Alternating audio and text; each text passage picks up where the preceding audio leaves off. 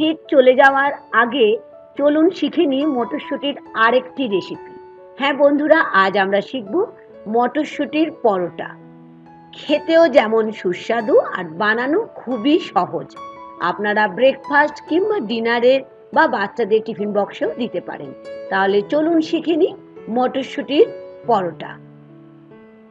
আমি এর জন্য মটরশুঁটি প্রথমেই যেটা করতে হবে, বেটে নেব। নিয়েছি 1.5 কাপের মতো মটরশুঁটি। আগের থেকে ছাড়িয়ে পরিষ্কার করে রেখেছিলাম, মিক্সির জারের মধ্যে নিয়ে নিলাম। তার সাথে নিলাম 2টো কাঁচা লঙ্কা, খুব সামান্য স্বাদ অনুযায়ী লবণ। আর এটাকে আমাদের একটা পেস্ট বানিয়ে নিতে হবে। দেখিয়ে দিচ্ছি কিরকম পেস্টটা হবে। যদি মনে হয় একটু জল দিতে লাগবে দিতে পারেন, তবে আমি এখানে কোনো রকম জলের ব্যবহার করিনি। গ্যাস ওভেনটা জ্বালিয়ে দিয়ে বসিয়ে নিলাম একটা কড়াই। কড়াইয়ের মধ্যে নিয়ে নিলাম 1/2 চামচ জিরে ধনে আর তার সাথে একটা শুকনো লঙ্কা। 30 থেকে 40 সেকেন্ডের মতো এটাকে ড্রাই রোস্ট করে একটা পাউডার বানিয়ে রাখলাম। সেই কড়াইয়ের মধ্যে নিয়ে নিলাম সর্ষের তেল 2 চামচ। তেলটা যখন খুব ভালো করে গরম হয়ে যাবে, অল্প করে দিলাম লবণ, তার সাথে নিলাম হিং 1/2 চামচের মতো।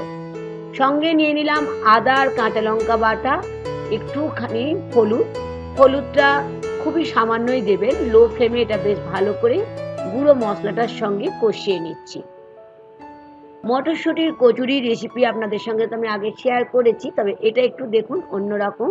এখন যে কাঁচা লঙ্কা আর মটরশুঁটির যে পেস্টটা বানিয়ে রেখেছিলাম, এখন নিয়ে নিলাম কড়াইয়ের মধ্যে সেই পেস্টটা।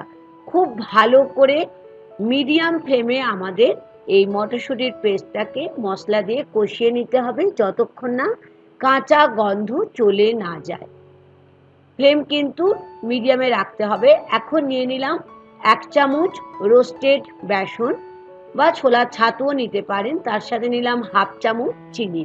চিনিটা অবশ্যই দেবেন, কারণ মটরশুঁটিতে যদি অল্প চিনি থাকে তাহলে লুচি বলুন, কচুরি বলুন কিংবা পরোটা খেতে ভীষণই সুস্বাদু হয়। একটু সময় নিয়ে আমি এটাকে মিশিয়ে নিলাম। এখন আমি এখানে একটা প্লেট নিয়ে নিয়েছি আর স্টাফিং মটরশুঁটির আমাদের রেডি হয়ে গেল। এটাকে একদম ঠান্ডা করে নিতে হবে। ঠান্ডা করার পর দেখুন আমি ছোট্ট ছোট্ট করে আমি বল বানিয়ে নিচ্ছি। বলটা বানিয়ে নিলে পরোটাটা করতে সুবিধা হবে, সেই জন্য আমি বলগুলো ঠিক এরকম ভাবে আগে বানিয়ে নিচ্ছি। এখন তো শীতের একদম শেষের দিকে, সেই জন্যই ভাবলাম আপনাদের সঙ্গে রেসিপিটা শেয়ার করি। একটা আটার ডো তৈরি করলাম, যেখানে নিয়েছি 2 কাপ আটা, লবণ আর জল। আমি এখানে আটারই পরোটা বানাচ্ছি। পরোটা আটা দিয়ে করলে খেতে ভালো লাগে, তবে আপনারা ইচ্ছা হলে ময়দাও ব্যবহার করতে পারেন।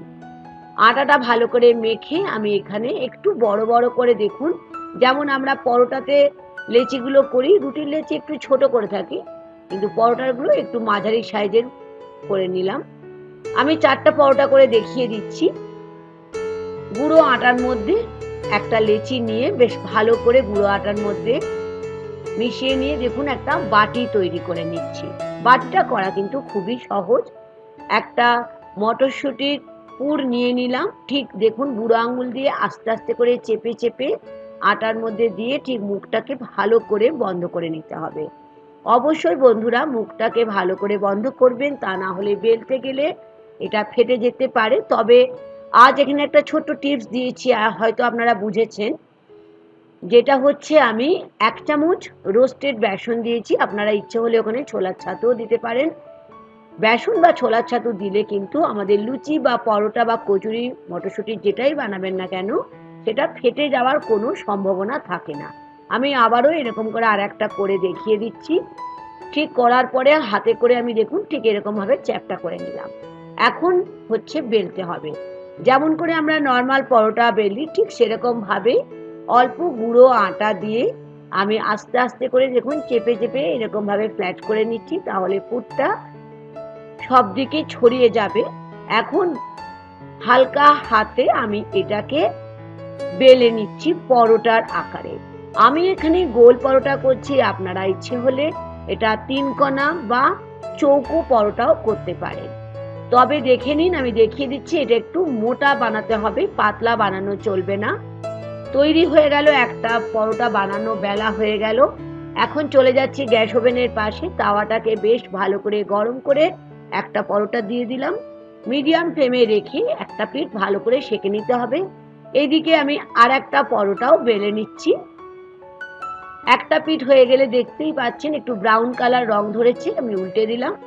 এখন আমাদের ফ্লেমটা কিন্তু একদমই কমানো চলবে না, মিডিয়াম টু হাই ফ্লেমে রাখতে হবে। এটাও একটা ছোট্ট টিপস, যদি পরোটা একদম ফোলা ফোলা চান তাহলে একদম মিডিয়াম টু হাই ফ্লেমে আমাদের পরোটাটাকে ভেজে নিতে হবে। তেল, আমি এখানে তেল দিয়ে ভেজে নিচ্ছি, আপনারা ইচ্ছে হলে এটাকে ঘি দিয়েও ভাজতে পারেন, তবে পরোটা সাদা তেল দিয়ে ভাজলে খেতে ভালো লাগে। অল্প করে পরিবেশনের সময় ঘিও লাগিয়ে দিতে পারেন যদি গরম থাকে। উল্টে নিলাম আর একটা সাইড, ঠিক এরকম করে ব্রাউন কালার হয়ে যাওয়ার পরে পরোটাটা আমি প্লেটে তুলে নিলাম। তৈরি হয়ে গেল শীতকাল চলে যাওয়ার আগে মটরশুঁটি দিয়ে একটা মুখরোচক সহজ পদ্ধতিতে সুস্বাদু রেসিপি মটরশুঁটির পরোটা। অনুরোধ থাকলো দেখতে দেখতে লাইক আর শেয়ার করে দেওয়ার জন্য। নতুন বন্ধু হলে আমার কুকিং উইথ মুনমুন চ্যানেলের সাথে থাকার অনুরোধ থাকলো। আজ আমি মটরশুঁটির পরোটা আচার দিয়ে পরিবেশন করছি, আপনারা যে কোনো কিছু দই বা টমেটো সস দিয়েও খেতে পারেন। আজ এই পর্যন্ত বন্ধুরা, আবার দেখা হবে অন্য ভিডিও নিয়ে। Thank you.